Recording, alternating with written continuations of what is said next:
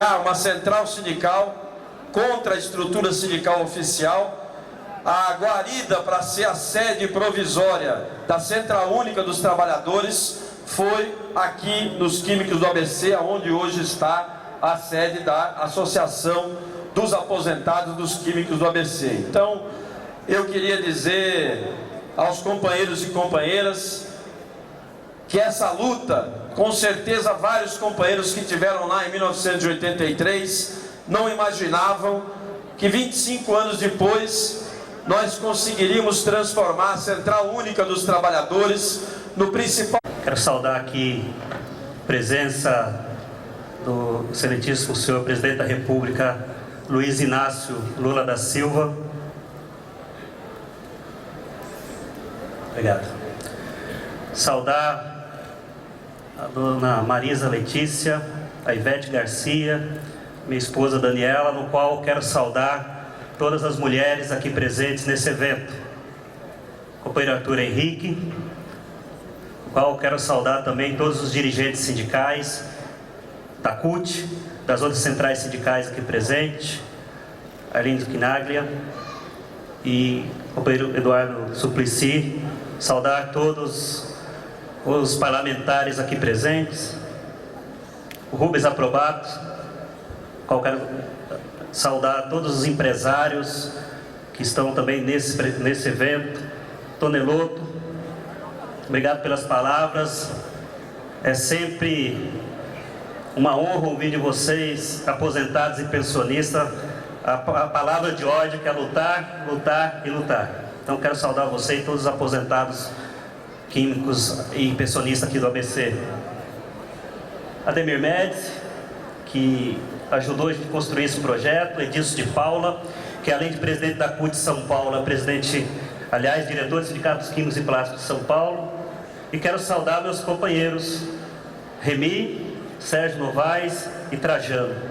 Estamos sentindo a falta aqui do companheiro Agenor, mas infelizmente, como está morando em Dracena, não pôde estar aqui presente, mas eu quero saudar os três e saudar também o companheiro Agenor Narciso. Obrigado. Familiares. Quero saudar a equipe de governo também que montou toda essa estrutura para que pudesse acontecer essa data de hoje. E todos os convidados e convidadas aqui presentes. O livro alusivo aos 70 anos do Sindicato dos Químicos do ABC. Um exemplar do livro será assinado pelo Presidente da República para ser exposto na sede do Sindicato dos Químicos do ABC. Produzido com captação de recursos pela Lei Rouanet, 90% da tiragem do livro será distribuída a universidades, bibliotecas e órgãos públicos.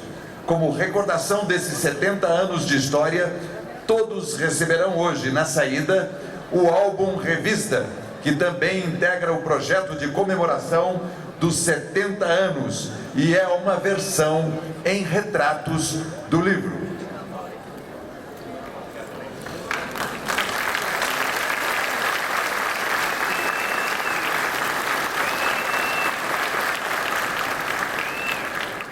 Ouviremos agora as palavras do deputado Arlindo Quinaglia, presidente da Câmara dos Deputados. Paulo Betti, vou quebrar o protocolo. Quebre.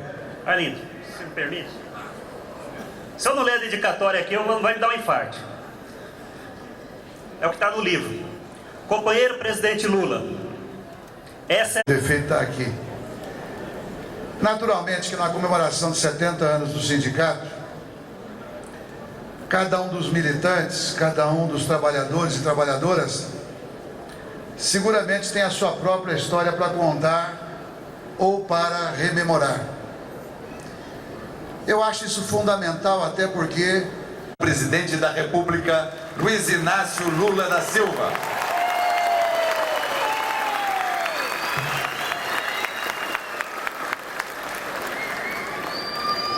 Numa próxima solenidade, uma figura experiente como você, Paulo Betti, quando chegar na frente, precisava colocar as luzes refletindo daqui para lá, para a gente ver o povo, porque está todas as luzes para cá, e eu temo que eu vá embora sem ver a cara das pessoas que estão aqui na frente.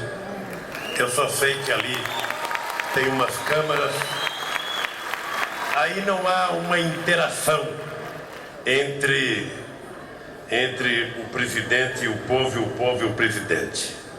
Eu quero cumprimentar o nosso companheiro Arlindo Chinaglia, que antes de ser deputado era médico, antes de ser médico depois de médico virou presidente do Sindicato dos Médicos do Estado de São Paulo e depois presidente da CUT estadual.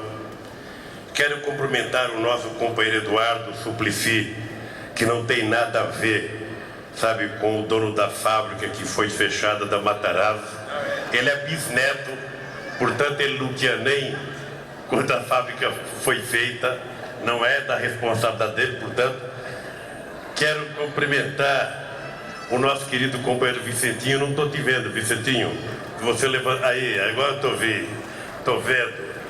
Quero cumprimentar minha querida companheira Marisa, meu querido companheiro João Vamileno, prefeito de Santo André, meu querido companheiro Paulo Lage, presidente do Sindicato dos Químicos do ABC, e sua esposa Daniela Lage.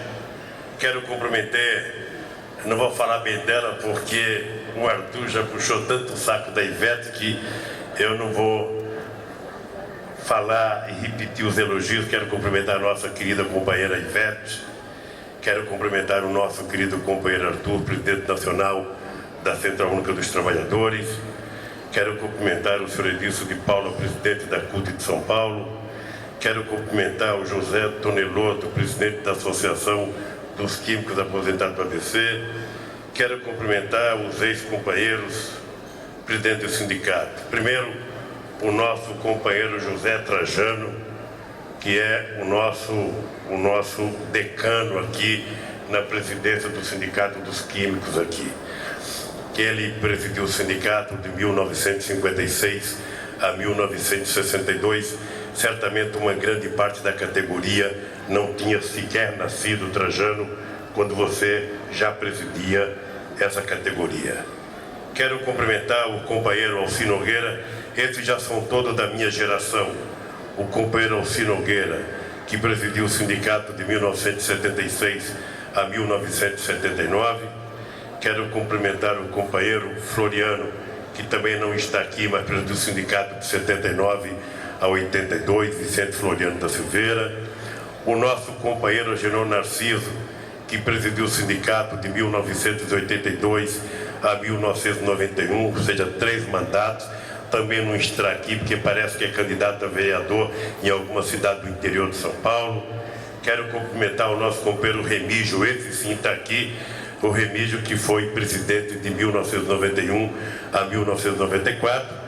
Em 1996 ele passa a presidência para o Sérgio Novaes para assumir o cargo de tesoureiro da CUT Nacional, onde permaneceu até 2003, quando assumiu o cargo de secretário de Políticas Públicas de Emprego no Ministério do Trabalho, já no meu governo.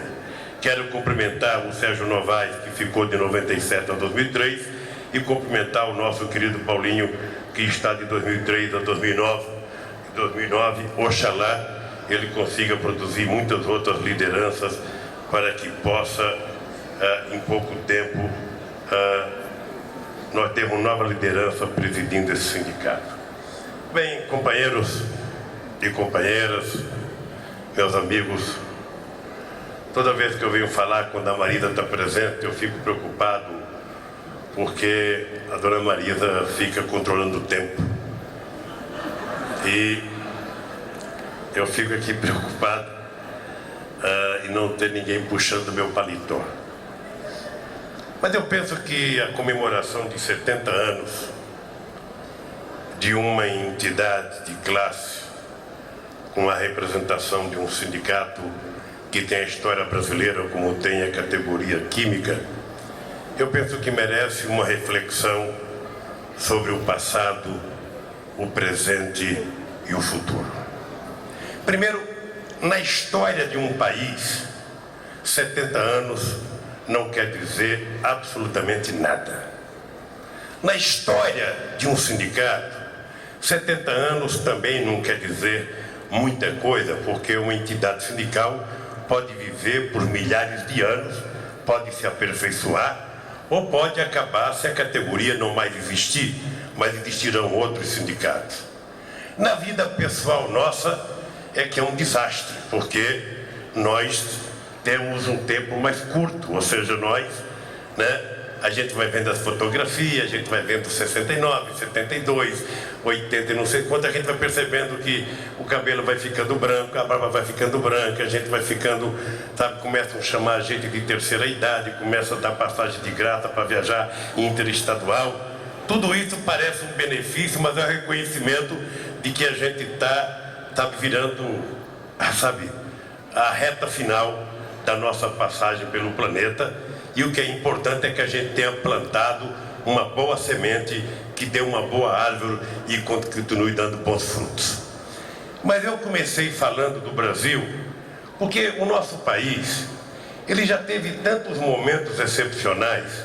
Eu, depois de ler o livro Paulo Beto, Barão de Mauá, eu tive o prazer de assistir o filme Barão de Mauá e saber que no tempo do Império este país já poderia ter se transformado num país altamente industrializado se não fosse a mesquinharia política que fez com que um dos grandes mentores empresariais desse país fosse praticamente à falência para ressurgir algumas décadas depois.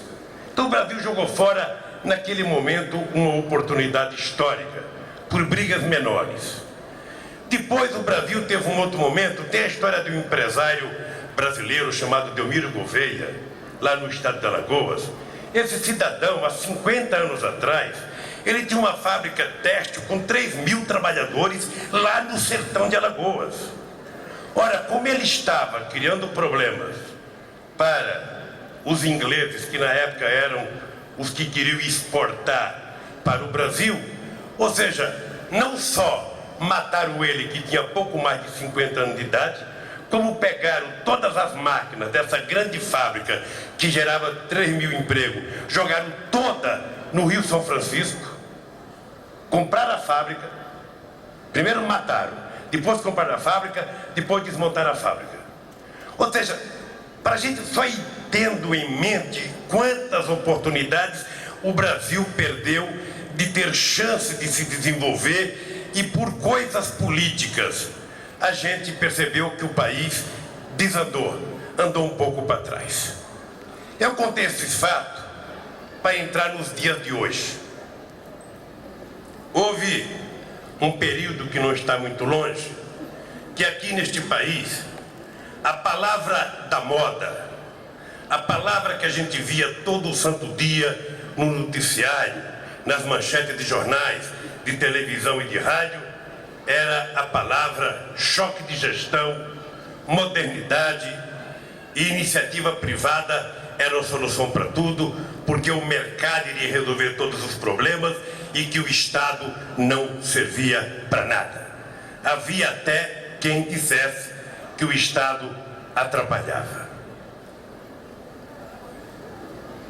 Como Deus escreve certo por linhas tortas, o tempo se encarrega de mostrar para a gente que nem tudo é bonito e nem tudo é feio.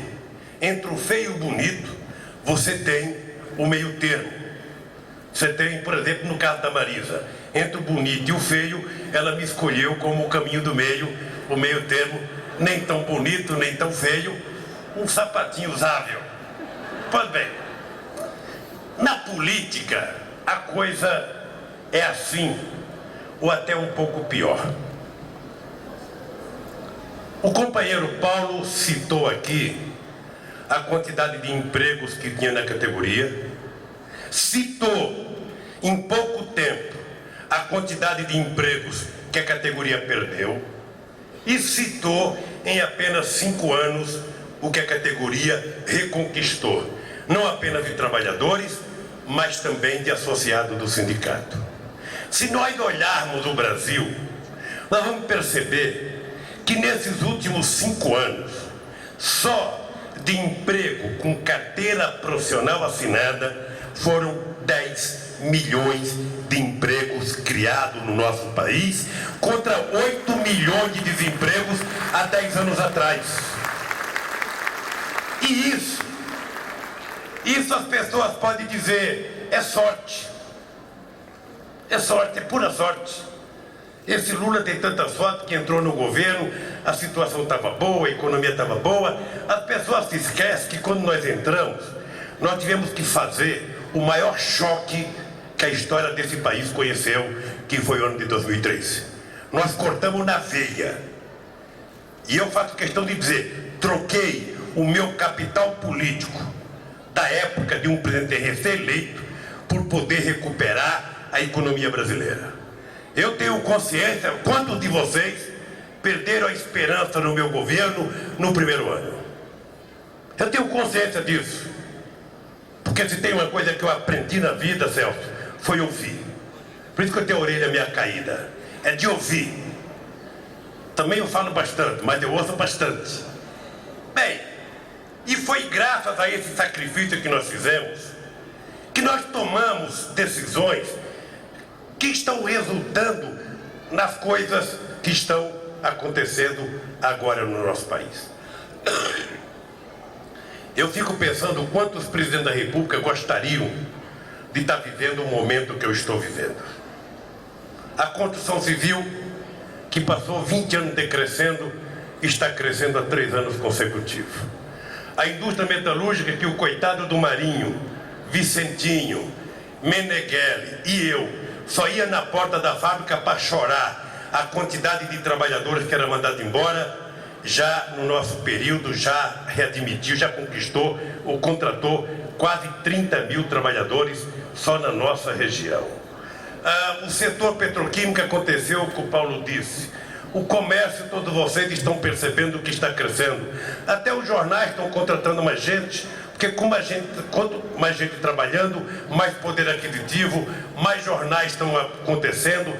Tem jornal agora até de 50 centavos.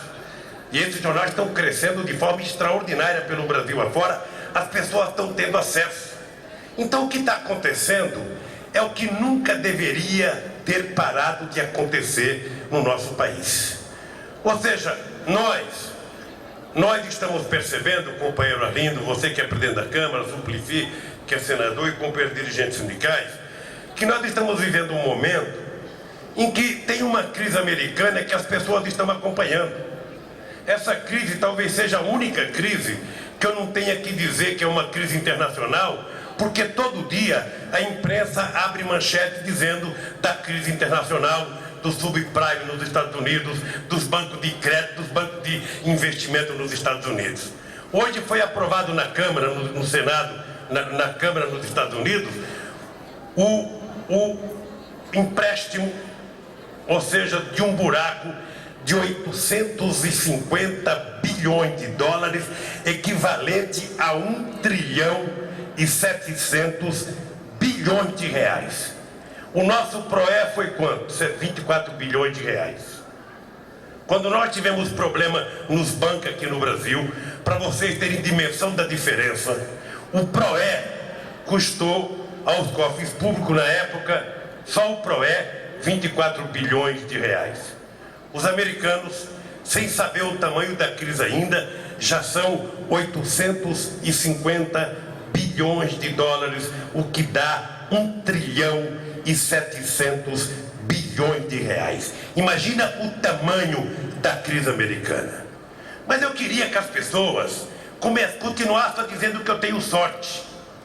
Começassem dizendo que eu tenho sorte. Porque este país, quando teve a crise asiática, quando teve a crise na Rússia e quando teve a crise no México, que era um pingo d'água dentro do Oceano Atlântico, comparado com a crise americana, o nosso país quebrou 2 vezes. 2 vezes esse país quebrou. Hoje nós estamos com uma crise que envolve essa magnitude de recursos dos Estados Unidos e até agora nós estamos tendo um problema normal, não nosso, mas um problema internacional, que é a pouca disponibilidade de crédito para financiar as exportações brasileiras ou para financiar qualquer que seja um projeto que precise de dinheiro emprestado em dólar. Então, os banqueiros que passaram os últimos 20 anos dando palpite na economia mundial, eu cansei de viajar o mundo, e essa graças à minha experiência de ter perdido 3 eleições é que eu viajei o mundo. Cansei de encontrar IUP de 23 anos de idade, de 24 anos de idade, que não sabia onde era o Brasil, que não sabia onde era a Bolívia, que não sabia se a capital do Brasil era Hong Kong ou Buenos Aires, dando palpite sobre a economia brasileira, como é que a gente tinha que fazer, o que a gente tinha que citar, medindo o risco do nosso país. Essa gente toda que deu palpite não tomava conta do seu nariz e quebraram todos agora.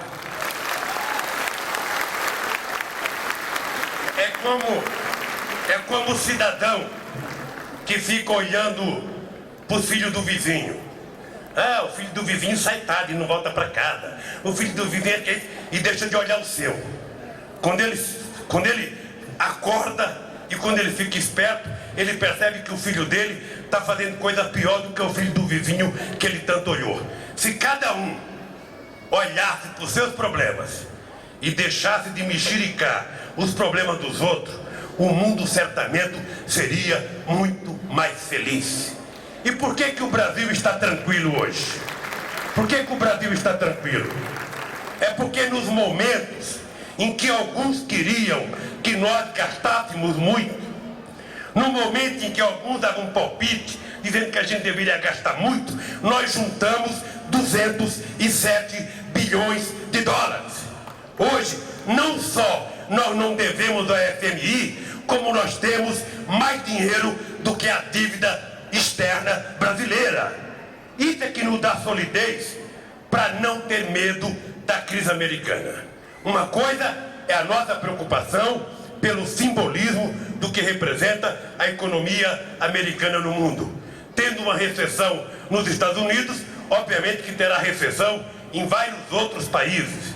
Mas tem um fenômeno hoje que não é levado em conta, que é o fenômeno dos países chamados emergentes ou dos BRICS. Todos os países com uma quantidade enorme de dinheiro, chamado o tal do Fundo Soberano. É a China com quase 1 trilhão e 800 bilhões de dólares, é a Rússia com 600 bilhões de dólares, é a Arábia Saudita com 800 bilhões de dólares, é o Brasil com 207 bilhões de dólares, é outro com 300 bilhões de dólares. Ou seja, nós já não estamos mais tão dependentes como a gente estava há 20 anos atrás. A balança comercial do Brasil não é uma balança comercial em que o Brasil depende dos Estados Unidos. Os Estados Unidos é um bom parceiro. O Brasil hoje tem uma relação comercial de 40 bilhões de dólares com os Estados Unidos. Representava quase 30% há 12 anos atrás, hoje representa apenas 15%. Mas em compensação, com a Argentina, que a gente tinha uma relação comercial de apenas 9 bilhões em 2003, hoje vai chegar a 35 bilhões de dólares. Com a China, que a gente tinha pouquinha coisa, vai chegar a 35 bilhões de dólares. Com a África, que a gente não tinha nada, vai ultrapassar os 17 bilhões de dólares. E assim, o que nós fizemos? Nós diversificamos a nossa pauta comercial. Não ficar dependendo só da Europa ou só dos Estados Unidos. Vamos procurar mais parceiro. É como um camelô, um mascate desse que vocês conhecem pela rua. Se ele todo dia for na mesma casa bater palma, ele corre o risco de vender um produto uma vez e passar o ano sem vender mais, porque a pessoa não pode comprar todo dia uma roupa nova. Mas se ele procurar, além de uma pessoa, a rua inteira, ele corre o risco de montar uma boa carteira de exportação. É isso, companheiro Arlindo, que nos dá tranquilidade com relação à crise americana. Estamos tranquilos, obviamente, que olhando isso como se tivesse com aquela lente que fica olhando se tem estrela no céu, acompanhando aquilo, para a gente reagir aos movimentos que for necessário fazer, sem fazer pacote econômico. vou repetir, no meu governo não terá pacote econômico, no meu governo terá medidas que serão pensadas e discutidas, mas ninguém será pego de surpresa com pacote econômico, porque todos que foram feitos ao longo da história não deram certo. Eu prefiro, nessa altura do campeonato, não inventar e ficar olhando com lupa e reagir, sabe, para que a gente vá tomando as medidas e não causar prejuízo à economia brasileira. Por conta disso, meu companheiro Paulo Lage, meu companheiro Arthur, falando agora para os sindicalistas, por conta disso, é importante vocês terem em mente o que vai acontecer nesse país. É importante vocês terem em mente o que vai acontecer neste país até 2010, até 2012 e até um pouco mais para frente. Esse país fez a sua última refinaria em 1980. A sua última refinaria feita pela Petrobras foi em 1980. Nós agora estamos fazendo 4 novas. Uma em Pernambuco, o ano que vem começaremos uma no Maranhão, uma no Ceará e uma no Rio Grande do Norte. São mais 4 refinarias. Esse país, e vocês químicos sabem, que por detrás de cada refinaria vem um polo petroquímico. Portanto, a categoria vai crescer muito mais nacionalmente. Este país ficou 22 anos sem construir um alto-forno. Sem construir alto-forno, você não produz aço. Este ano, para o começo do ano que vem, começarão a acontecer 5 novas siderúrgicas no país. Inclusive, os meus amigos da Vale do Rio Doce sabem perfeitamente bem que não é possível só tirar minério e levar para a China. É preciso fazer produção de material acabado aqui, com alto valor agregado. Por isso nós vamos... É maior do que a minha própria chegada. É dizer, aqueles que eram pensados apenas para morar no andar de baixo, conseguiram chegar à cobertura.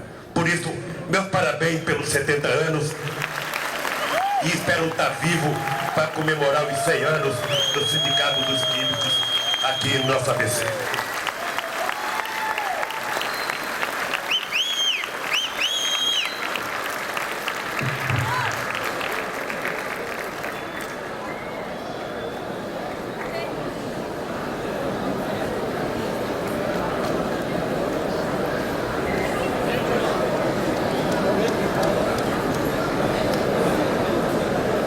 O senhor presidente da República agradece a presença nos 70 anos da fundação do Sindicato dos Químicos do ABC e deseja a todos uma boa noite.